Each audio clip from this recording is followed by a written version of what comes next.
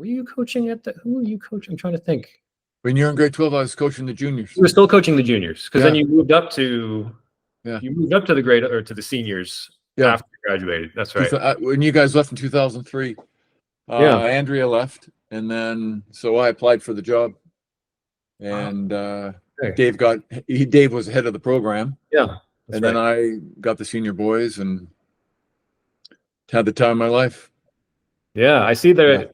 That's a picture of them behind you on the wall, right? Is that the 04 crew? Or this is the 04 crew right here. These are all my teachers. I still think I learned more from them than they did from me. This is Robin. That's one of the crews I coached at Ridley. And that was my grade 11 crew. I was 16 in that boat. And oh, wow. Yeah, I learned a lot. Actually, which is kind of cool here, Justin. This. You got a part of a shell. Yeah, this is 3-seat from that boat up there. And this was my seat. I learned more sitting in this seat than I did in any, sitting in any classroom, I can guarantee you. That's amazing. Yeah. So, yeah, this thing means a lot to me, having this here, I'll tell you. That's pretty cool. You were able to get them to cut that out for you. Yeah, well, when the boat was retired, they cut it up into pieces and auctioned it. And somebody got one and then gave it to me, and it just happened to be 3-seat, which was my seat, and for grade 11 and then 13. And then I'm just going to let my boy out here just a second. Hey, you want to go outside? Come on. This is a Karlisch, which was a German boat, and there are no gunnels really, right? It just comes up straight, and it was sort of the foundation of what Empacher, how they built their boats. Yeah. Right. And anyway, it was a beautiful boat. Holy smokes.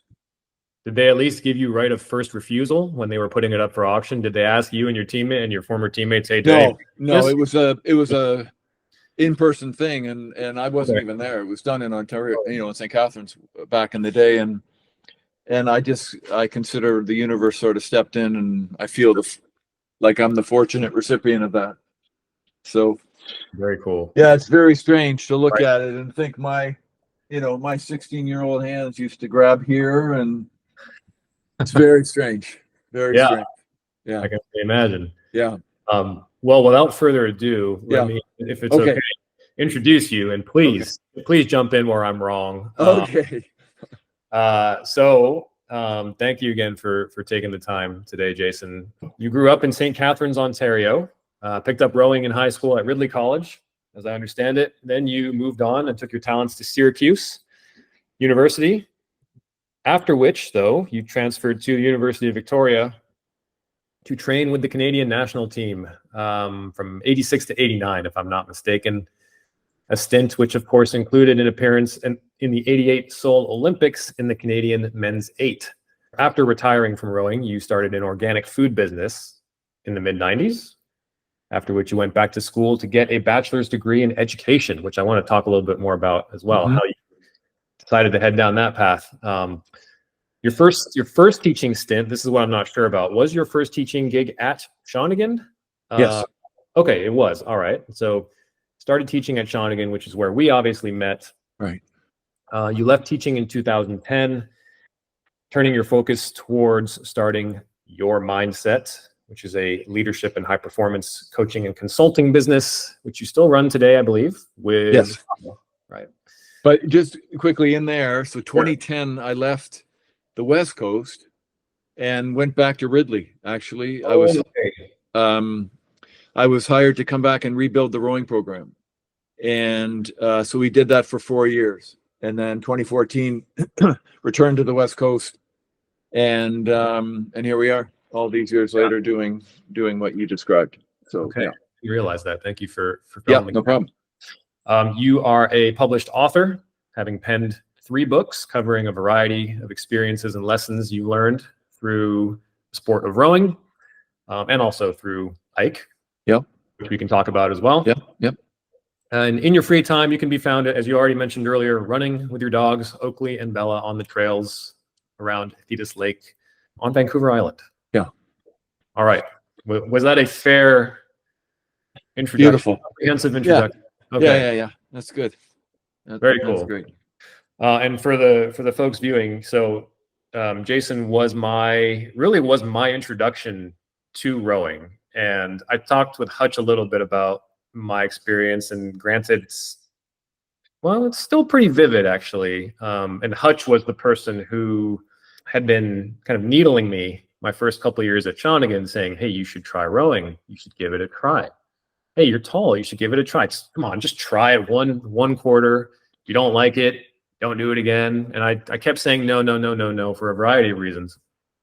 One of which was really dumb in retrospect, was that the guys had to wear spandex. And I was like, hey, that's ridiculous. Yes. It's freezing Yes. cold. Why do I want to do that? Right. And then eventually, I think it was because of Big Max. He and I were roommates my 10th grade year. That's right. And it just seemed like he loved it and really only had good things to say about it. And he and I were good friends. So I think I finally just caved and said, all right, you know what? I'll give this sport a try. I think I had just finished playing basketball.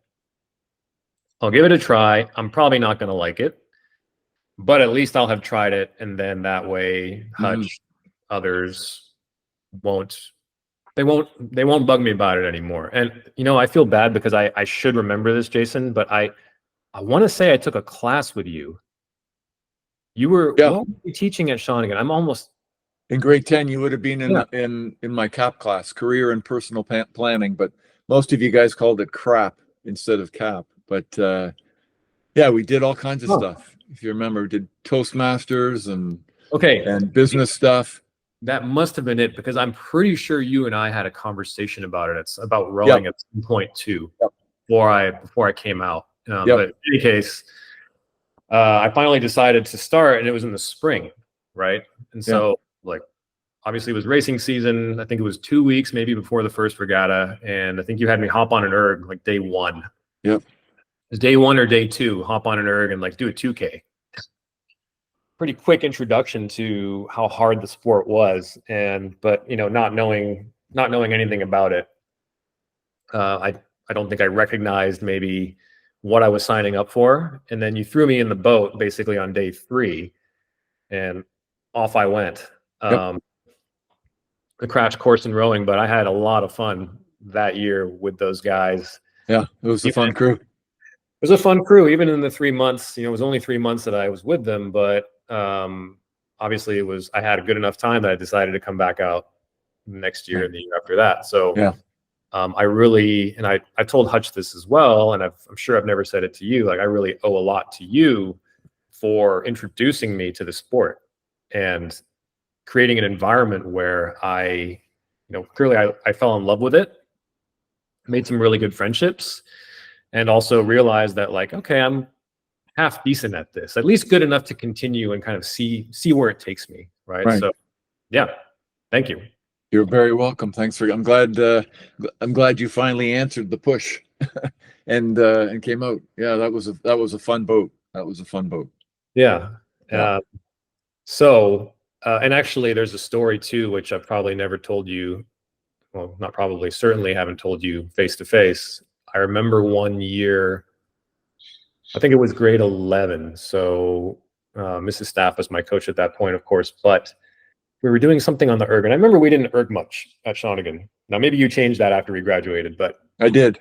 Certainly under Mrs. Staff, we didn't use the erg much. Yeah. And there was somehow our teams were all mingled together in the boathouse. And someone had said something, it might have been you or someone else said something like, oh yeah, guys on the national team are, kind of pulling, these are the times they're pulling for 6K roughly. And I just remember thinking that just sounds impossible, physically impossible. How does anyone do that? And I remember you said something like, well, if you think it's impossible, it will be. Something to that effect. Right. But it was very, very succinct, and it just stuck in my head. And I remember literally for years after that, when I was going through college, as I got faster, I remembered those words and thinking, as I started to break barriers, time-wise or whatever, I would remember, yes, this is what Jason said. And if you think it won't happen, it won't happen. So that won't happen.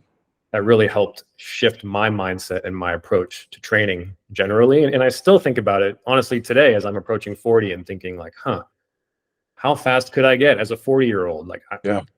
So that was a very impactful statement that you probably don't even remember making, but it stuck with me.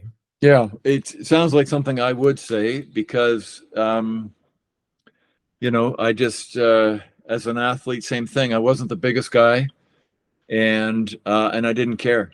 I just, there was, back then when I was rowing, there was nothing I took more pleasure in than beating people who were bigger than me. And because, because I refused to define what I was capable of based on other people's opinions. And Sure.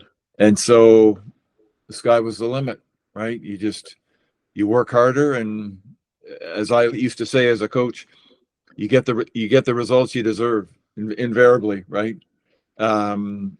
Barring any sort of interference from outside, but we are capable of that which we think we're capable, and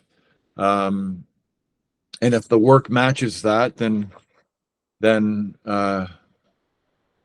chances are it's going to come to fruition. So Yeah. And that's what I tried to instill in the boys that I was very, very blessed to work with was, why draw a line in the sand and say that these are my limits? Why not just get rid of the line and see where work takes you? Like, let's just see where it goes. And that was, that was a new thing for me. It's what I learned from Rob, and really was, one of the things we talk about in our work, one of the stories I share was in that 2004 crew, where the first time I coached senior level, there were 3 very traditional carrots that I could have put out in front of those boys right that year. One, we could have tried to beat Brentwood, a traditional rival. 2, we could have tried to win the national championship.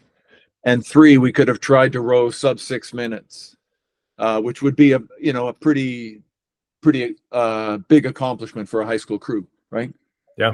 So 3 traditional carrots, if you will: time, place, and beating a rival. And instead, we didn't pick any of those. We just chose to show up on the day and have the best race we possibly could.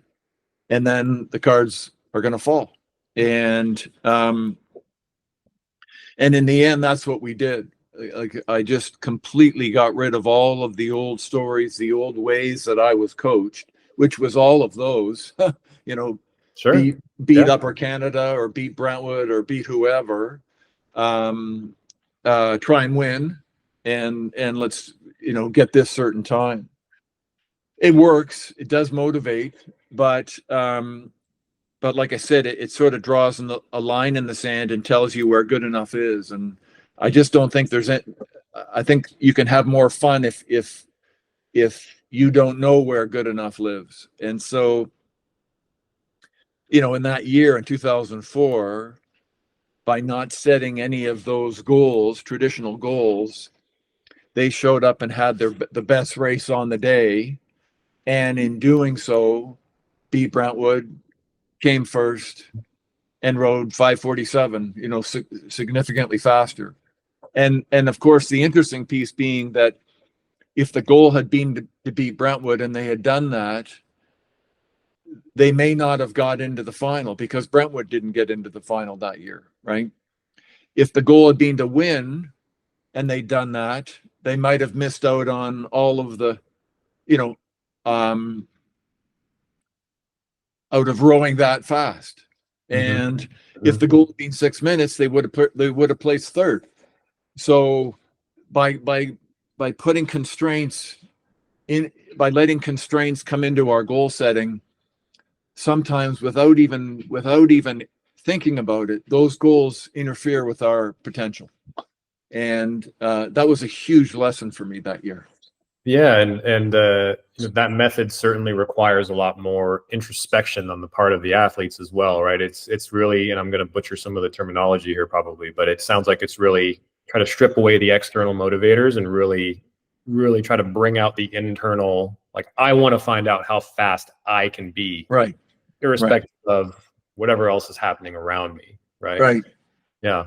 No, you didn't butcher anything. That's exactly it. It is the traditional extrinsic motivator versus the intrinsic motivator. And when you ignite the intrinsic motivator, it is far and beyond more effective than traditional stick and carrot motivation, for sure. And I think that was, of course, with the benefit of hindsight, right? Like I think that was something that I was missing through my entire rowing career as well. Mm-hmm. And it's not any one person's fault, but I just think to your earlier point, that's how sports, for the most part, that's how most coaches approach coaching, right? Right. And especially in rowing, where there are so many measurables right out there every single day on the erg, right? You're clearly being measured against everybody else all the time on the water, etc. So it's really only in these last 6 months that I get back on the rower that I think I'm been able to embrace more of that mindset of like, look, my only competition is myself. Always. Yeah. But truly, sitting alone in my garage, it really makes it real, right? Like yes. I'm not racing against anybody else. It's just me and my head and what I'm thinking. Right. So, but it's awesome that you and that crew in 04, and I'm assuming your crews and years after that were able to benefit from that revelation. If you don't mind, I would love to understand, because as long as I know you were only my coach for a few months, but I don't think you talked much about your rowing background. And again, that might have been very intentional. It was. But I just didn't know, certainly while I was under your tutelage and in the last 10, 15 years, didn't know much about your rowing background and how I, of course, knew you rowed at Ridley, of course, knew that you were on the national team and gone to the Olympics, but beyond that, knew very little. So I would just love to hear your story of, how you got into rowing. I know you were born into a rowing family, I think, as you say on your website. Right. And so had you always known, from the time you were very little, that you were going to be a rower? And how did that Yeah, well, I mean, my grandfather, my dad, my older brothers, my sister, everybody rowed. I was the baby in the family, and I mean, it wasn't expected by any means. There was no pressure, if you will. Yeah. But I was certainly curious, right? And I ended up being the largest of the four, so 6'4" and a bit, and it just sort of came to me, right? It was something that I enjoyed. I loved the challenge of the physical work. I loved the idea of discovering new boundaries, of realizing that what I thought I was capable of wasn't the limit. And I have Neil to thank for that. Neil Campbell, who was my high school and coach and national team coach. Certainly a more traditional coach, if you will. But invariably we coach how we are coached. And unless we're given a reason to change, I was given a reason to change, but I am grateful for having Neil as a coach, even though the way he coached wouldn't be the way I coach today. Mm-hmm. But going from Ridley to Syracuse and then back out to UVic to train with those boys on the West Coast, it was, I'm very aware of the privilege I've had, not only in the coaches I've had, but the experiences I've had, the people I've met, the athletes I've had the privilege to race and row with. And just, more than any of it, Justin, would be what it's taught me, right? And who I am today is a direct link, has a direct link to, and even the work we do today, for sure, to what I learned through the sport of rowing, right? And what, and no surprise, the biggest lessons came as a result of the most painful losses, right? Not standing on the podium victorious at the end. Like, I mean, that's all fun and good, but it's when you get your teeth kicked in, that's when life hands you the greatest gift, but you just don't realize it at the time. And I certainly didn't. And, to your point of not sharing my story with you, that was For sure, that was intentional. It was still a time where I didn't like talking about the Olympics. I didn't like the fact we'd lost. It was really hard to come to terms with that, and I was still coming to terms with it when I was rowing, when I was coaching you. It was an embarrassment. It was a point of shame, and I just didn't like to talk about it. And you know, there were some rough parts after I retired. Certainly some mental health issues, depression, anxiety. Had a challenge with eating disorder, OCD, like the whole bit, like the whole gamut. And back then, it was something you didn't talk to anyone about, right? There was no support. So couple that with thinking I was the first guy to ever go through that, it just made it even worse, right? Just to, like, there's no way I'm telling anyone I'm going through this, because that just makes me all the more pathetic to be going through this. And so, it was one day at a time, and slowly but surely came through it.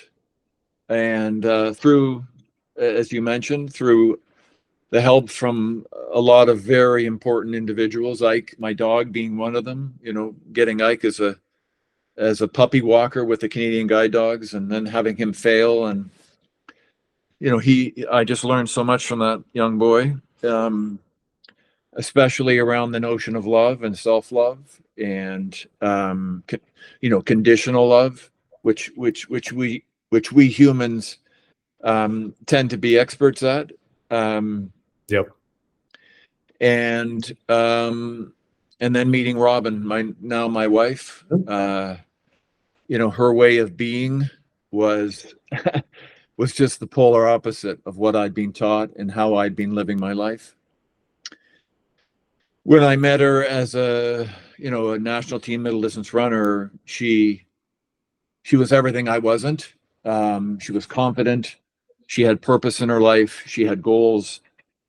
She was nice, and I wasn't any of that. And so, and the way she competed was, she ran because she loved running, not because she wanted to win something. And that was just so foreign to me.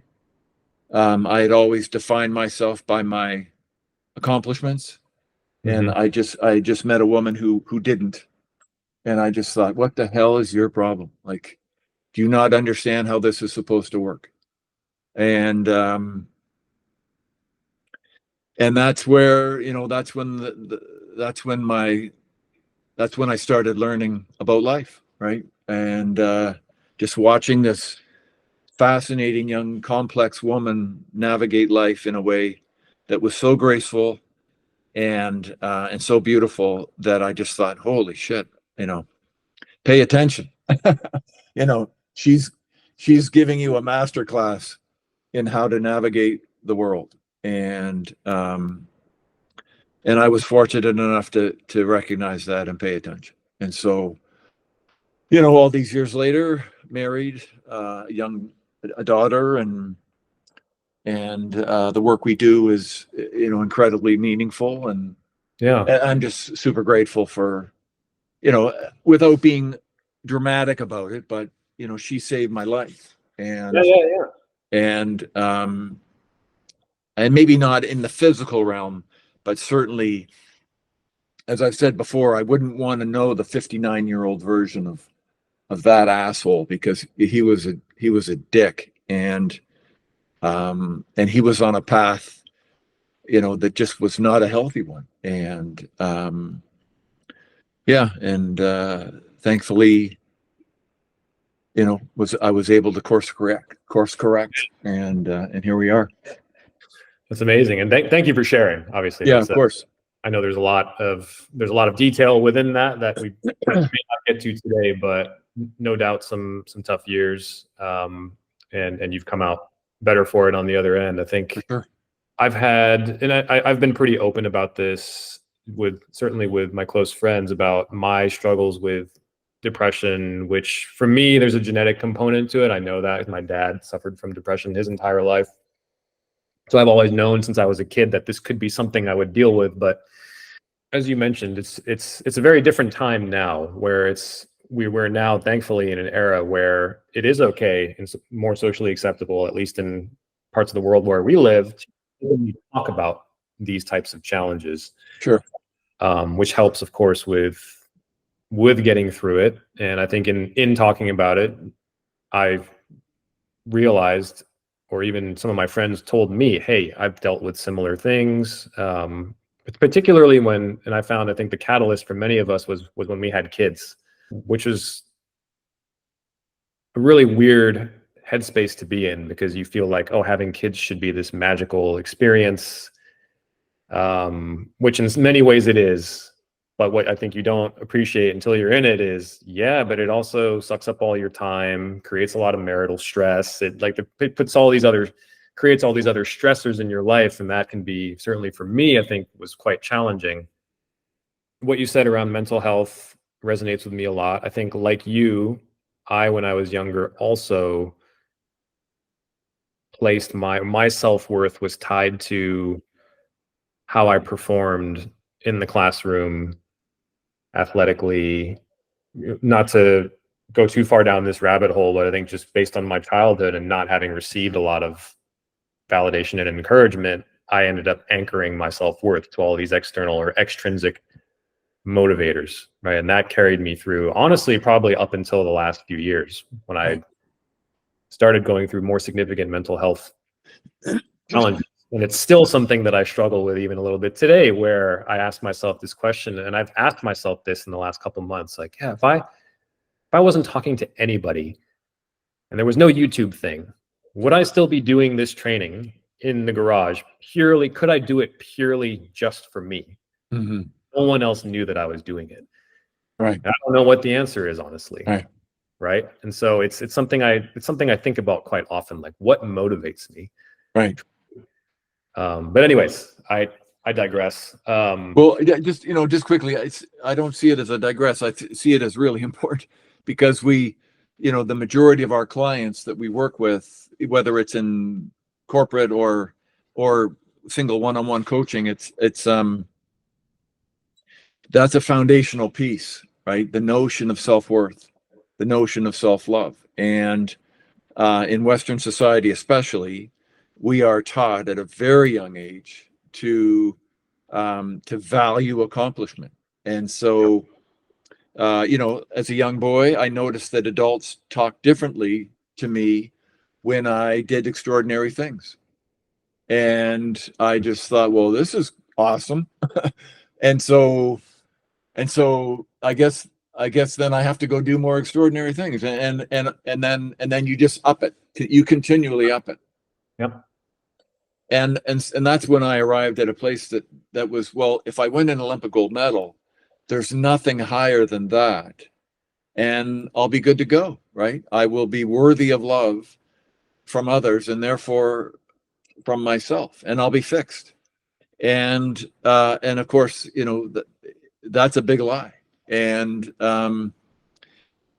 but we don't teach that. We teach that we value accomplishment, and so I think it's more common than probably as a society we want to admit, that we have wired young children to go through life chasing self-worth, and that in the end that comes back and bites them in the ass, and it's pretty hard.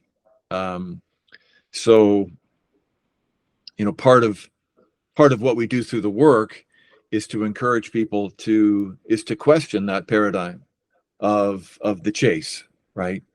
And I mean, goodness, Michael Phelps, there's just so many high profile individuals that are poster child for that completely debunks that theory, right? So are you telling me that one more gold medal would have made Michael Phelps complete, right? And for me, the tragic story in my life around rowing is that the stroke of the German 8 who won the Olympic gold medal in 1988 killed himself in the months after retiring from rowing, right? He starved himself to death.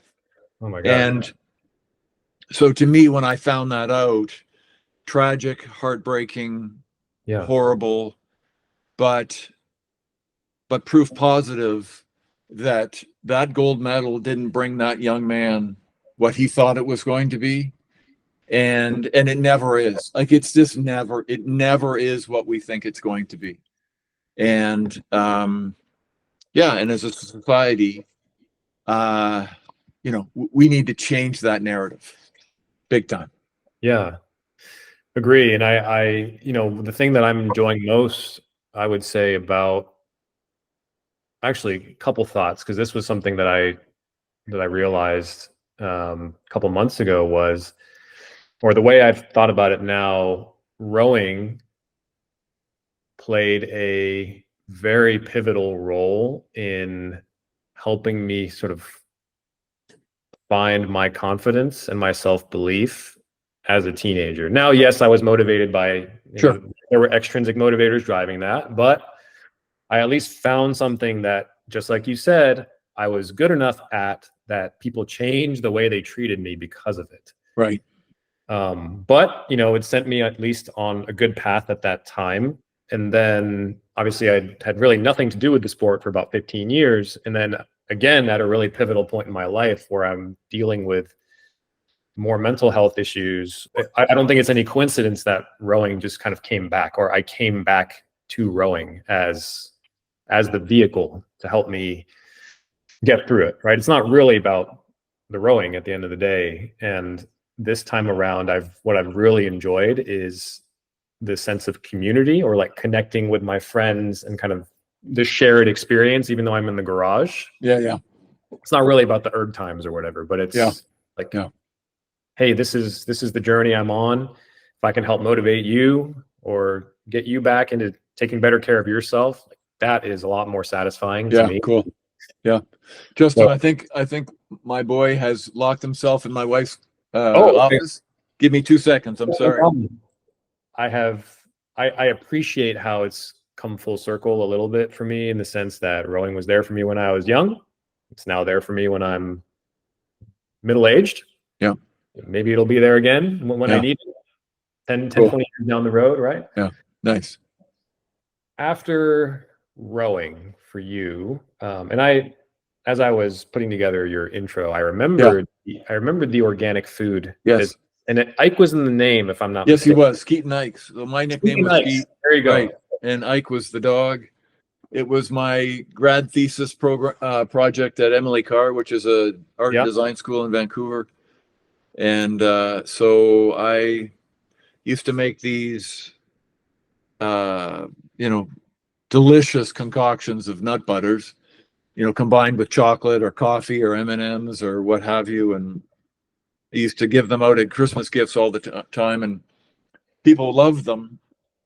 So I just thought, well, you know, what maybe make a business out of this. And so designed the packaging for this with Ike on the label, and and lo and behold, that was 1996. We started that business, and it's now become Left Coast. So Left Coast Naturals is one of the largest organic food distributors on the West Coast, and has its own line of hippie foods and hippie snacks and Left Coast Natural products. So yeah, who knew, right? That little puppy would have inspired quite a very successful business. My partner and still the guy who runs it today, Ian Walker, was, you know, when I asked him to run the business part, you know, little did I know I was choosing a guy as capable as he was. So he's just has done an amazing job. You know, 40 under 40. He's just won so many awards, not only as a CEO and owner, but within the organic food industry. So yeah, it's been pretty cool to watch. And I mean, the organic food industry, I'm guessing, was fairly nascent. Big time. Yeah. I mean, our trailblazers. Right. and Ian always says, well, I have you to thank in terms of insisting that we go the organic route. Yeah. Because you're right, it wasn't a thing back then, right? But it certainly became one. And that is what has distinguished Ian and Left Coast is as an organic natural food, not only producer and manufacturer, but as a distributor as well. So, and were you still very involved in the business when you started teaching at Shawnigan, or was yes, that when you? Okay, you were. yeah, So, I was. So I still did all the packaging design, and I go to food shows, and Ian and I would have meetings and talk about where things are going. And I just didn't have a day-to-day hands-on thing, but I did all the design work from home, from in the evenings or on the weekends. yeah. And did that for, oh goodness, probably till 2012-ish, 2010-ish, Oh, or okay. something like that. Yeah, for a while. And then, oh no, sorry, I was involved until 2012. It sold in 2012, but I did the packaging until, for another 10 years anyway. Yeah. Oh, And okay. so yeah, it was a fun ride. It was a good ride. Yeah. And so what led you? So you had, I'm just going to say, retired from rowing. Sure. For a few years by that point. You started Skeet and Ike. You went back to school to get your bachelor's in education. Yeah. How did that, or what drove that pivot? Yeah, that's always a curious moment for people. You're part of this business that's taking off. Why did you leave it? And this is going to be a weird, maybe a strange answer, but part of why I got out of rowing was that I was becoming so angry and so hard to be around as a competitive individual, right? I had been taught, to hate your competitors, kill your competitors, demonize them, give you something to motivate yourself, project, right? And so when I went to Emily Carr, it was really a challenging time for me because I had professors who wanted me to be more competitive, and I pushed back on that, and I just did enough, right? The regret is, yeah, sure, maybe I didn't, sort of discover my potential as an artist or a designer, but I did so in order to kind of to keep that guy at bay, because I knew that as soon as it turned competitive, that guy was going to start running the ship, and look out, it would get ugly, and I didn't want to let him. I just didn't want to let him back into the game, and so I chose to be to not care, right? Oh, I just don't care, and I'll just do enough. And that was sort of a survival mechanism, if you will. With Skeet and Ike's, it kind of reared up again, and I just found that when I first started Skeet and Ike's in school, it was about Ike. The focus was about getting Ike on a food label. And so it was very much about someone else other than me. When we started to have success, when people started to praise and compliment, my ego sort of stirred up and went, oh, I guess this is about me. This is about me too, right? And I started to recognize some patterns that I didn't think were healthy. And that was it. Pulled the plug, and I just said, Ian, I got to get out of this. And I'd always wanted to coach again, and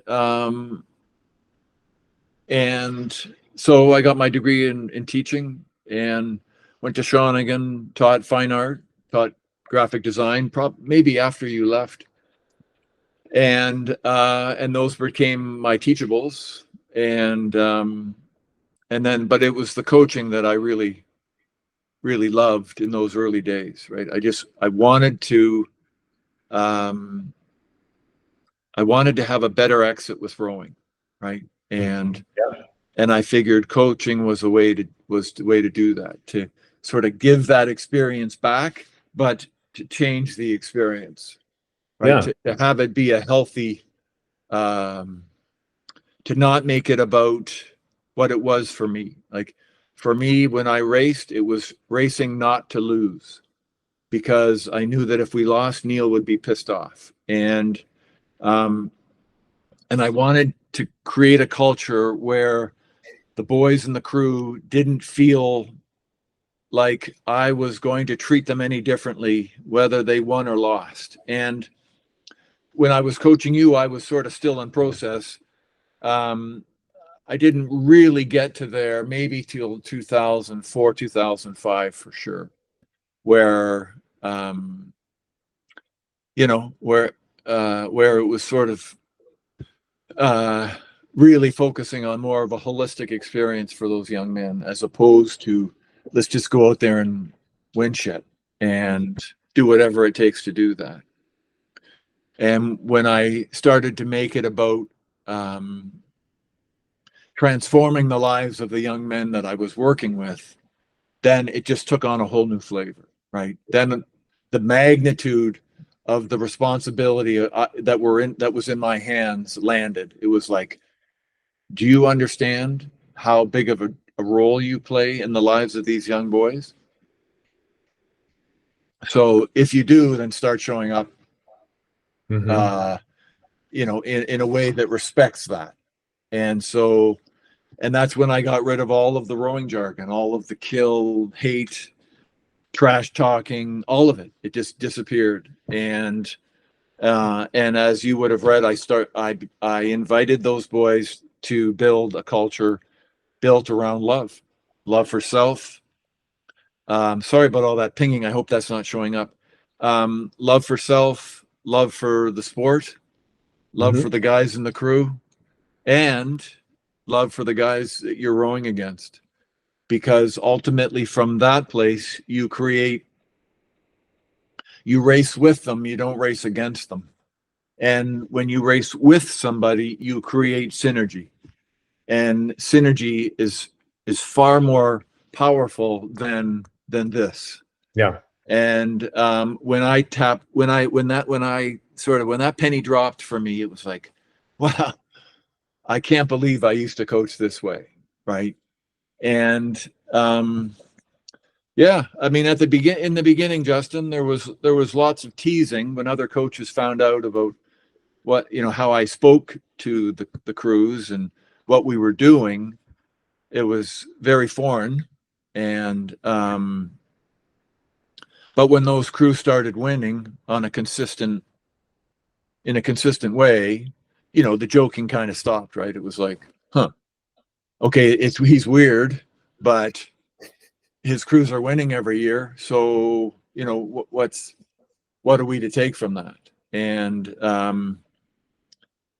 so, yeah, and that was kind of the journey. It was, as I say, in that 2004 crew,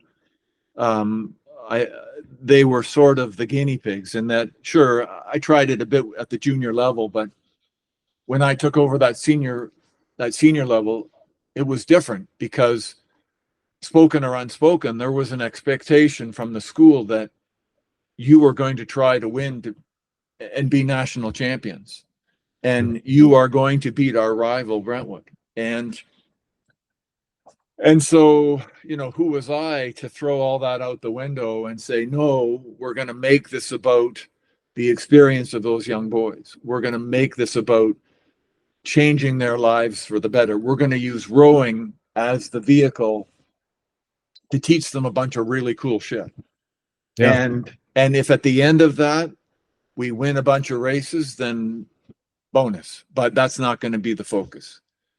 And that was a journey for me, because I went from one extreme to what some might call another extreme, right? From a very unhealthy paradigm to a holistic paradigm that was all about the health and well-being of the student athletes.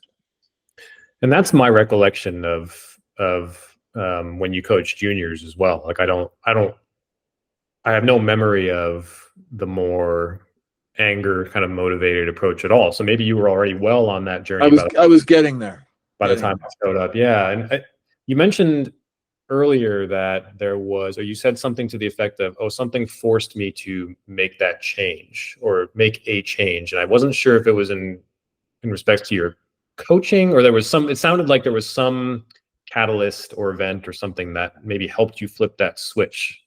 So just curious. Yeah, and I write about this in Chariots and Horses and in Ike as well, and that was my first year back, so 2000, the fall of 2000, after the Olympics. I don't know if you were at Shawnigan then. In 2000, yeah, I was. Okay, so you will you would have been there. Brian Donnelly, who was a member of the Canadian Men's Eight in Sydney, Australia. The Olympics were late that year, right? Because it's a hot climate, so they wanted it to be a little cooler. So it was a fall Olympics. Brian was in the Canadian Men's Eight. I'd coached him at Shawnigan years earlier. And that year, the Canadian men came 7th. So they won their petite final, right? Sure. And at the time I thought, well, I mean, 7th in the world, that's not nothing. But I wasn't able to give myself that sort of acknowledgement, when I was in the thick of it. But I called up Brian when he got back from Sydney and I said, hey, how'd you like to come up to the school and share your Olympic story, tell the students what it was like to be there, and so we made the arrangement Saturday morning during chapel, and the whole school's there, all the staff, and I got up and introduced Brian, and he got up there, and at the beginning, at the start of his talk, it was awesome, right? He was talking about the village and just the privilege of being able to go to the games and what that meant to him, and put on that Canadian that flag, but then the talk started to shift, right? He started to talk about the competitive part of being at the Olympic Games, rowing beside the Germans and the Russians, the Americans, and he became a little more agitated, a little more aggressive, a little louder. And then finally, he, in the chapel, he says it was like a war. It was like a goddamn war. And I remember sitting in my chair at the back of the chapel, just going, "Ooh, boy, that is not going to go over very well." Yeah. But he didn't even notice. Sure. Like, he didn't even notice. And he just kept going. And Brian and I have talked about this many times. So, but I left chapel and I didn't talk to anybody. And Brian stayed and talked to some staff members. Mm-hmm. And I went right home, and I went in to our bedroom, and I went and found a photograph of our 8 slumped over our oars at the finish line of our final at the Olympic Games. And I hadn't looked at that photograph in forever, right? It was the front page of the Globe and Mail the morning after our final, right? Canadians bomb out in Seoul. And so I looked at that photograph and I thought to myself, wow, you have given this experience to another athlete, right? You taught him all of that same bullshit. And because everything Brian was saying, all of the expressions, it was what I had taught him as his first high school rowing coach. Now, mind you, nobody had changed the message, right? He'd had a number of coaches who could have changed the messaging, but they hadn't. But I got it going in a really good way. And so I looked at that photograph, and I was with Robin, and I told her what had happened. And I just said, I said, that's it. I am never using the word win ever again. I am never making it about killing anybody. I am going to change the way I coach. I'm going to embrace everything that I've learned from you. Like I'm going to coach what I've seen, how you conduct yourself as an Olympic athlete. And Robin was still training at the time, right? Mm-hmm. And that was it. That was the moment. Like that was the moment where it was like, Yeah. you better change, buddy, because you've just seen the impact of what you've been doing is. And if you're okay with that, then rock on. But I wasn't okay with that. As I like to say, my legacy was sort of put up on a billboard that morning in chapel, and I got to see it. So that was it. Hard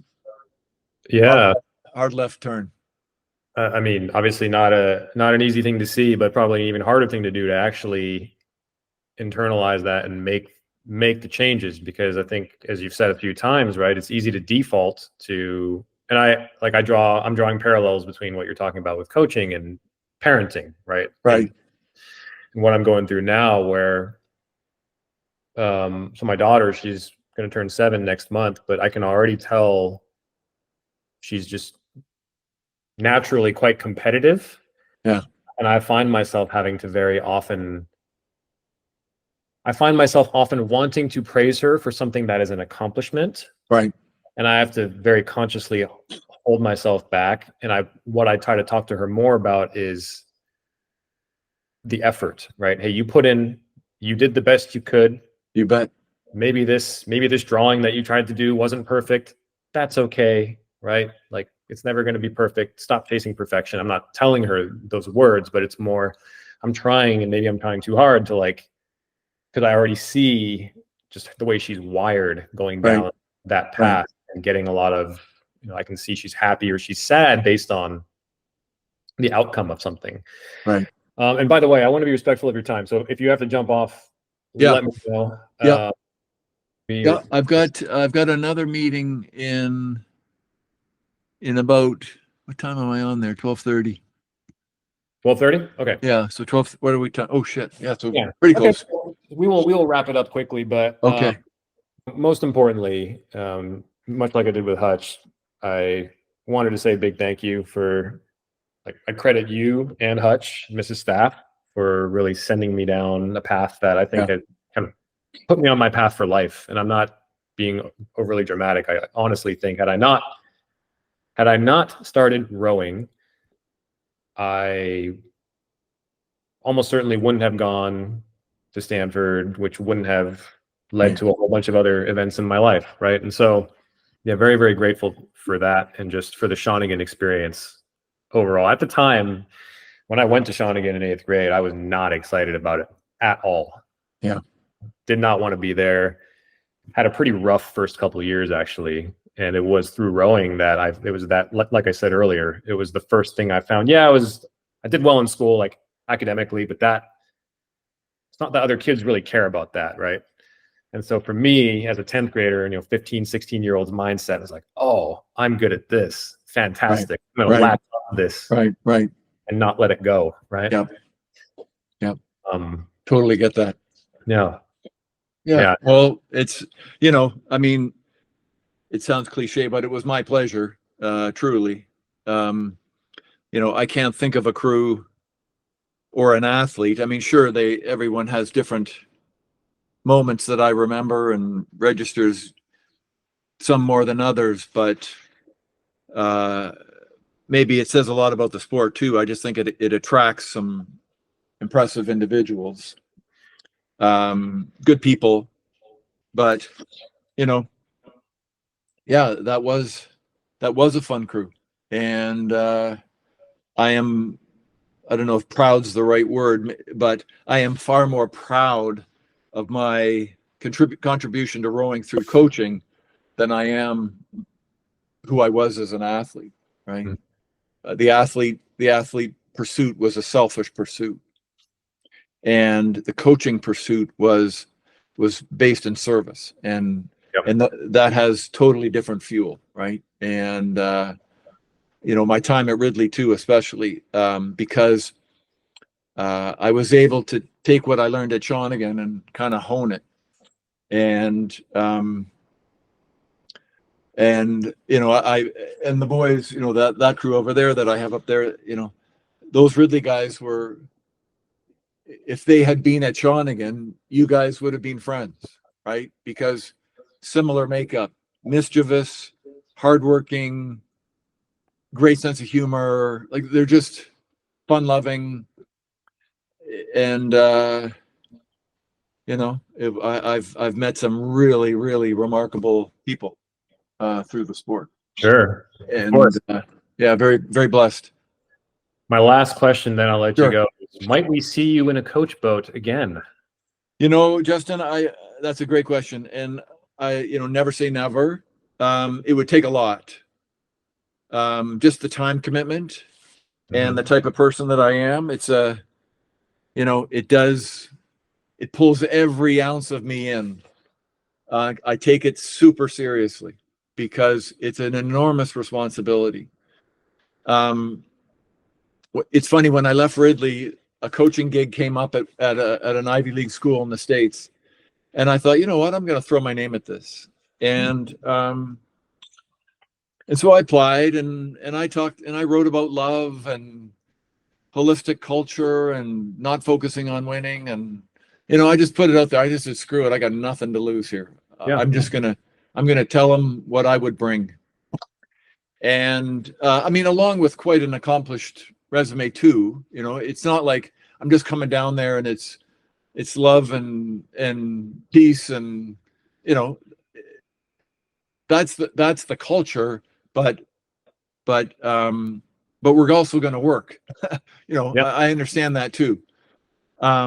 But anyway, it amounted to not even a callback. And I think, people have said that the sport isn't ready for where I am with my coaching. And I would say at the national team too, I've never been asked to coach national team. I think because they're not interested, and I don't take offense. I just trust where the universe has put me. And if right now we're meant to be working with companies and schools and athlete and coaches and athletes, and then that's fair game. So be it. I'm good with that. If the opportunity to coach at a certain level were to come up at some point, it would have to be really,